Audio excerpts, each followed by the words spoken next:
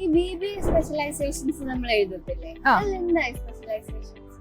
അതായത് നമ്മൾ BBA ആണ് കോഴ്സ് പഠിക്കുന്നത്, പക്ഷെ അതിനകത്ത് ഏതെങ്കിലും ഒരു വിഷയത്ത് നമ്മൾ കുറച്ചുകൂടെ ഡീപ്പർ ആയിട്ട് പഠിക്കണോ.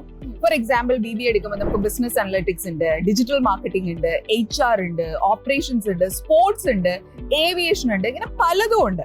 പണ്ട് MBA മാത്രമാണ് സ്പെഷ്യലൈസേഷൻ ഉണ്ടായിരുന്നത്, പക്ഷെ ഇപ്പൊ അണ്ടർ ഗ്രാജുവേഷൻ ലെവലിൽ തന്നെ നമുക്ക് സ്പെഷ്യലൈസ് ചെയ്യാനുള്ള ഓപ്ഷൻ ഉണ്ട്.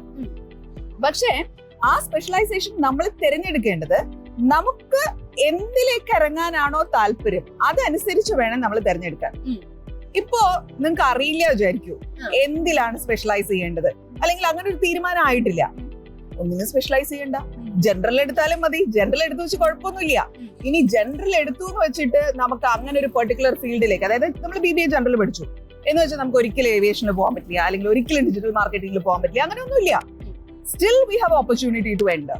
സോ നമുക്ക് 100% ഷുവർ ആണെങ്കിൽ നമ്മൾ BBA തന്നെ സ്പെഷ്യലൈസ് ചെയ്യുക. ഇനി നമുക്ക് ഷുവർ അല്ല എന്നുണ്ടെങ്കിൽ ജനറൽ BBA എടുത്താലും ഓക്കെയാണ്. ആ സ്പെഷ്യലൈസേഷൻ എന്നുള്ള വാക്കിൽ കയറി കൺഫ്യൂസ്ഡ് ആവേണ്ട ആവശ്യമില്ല.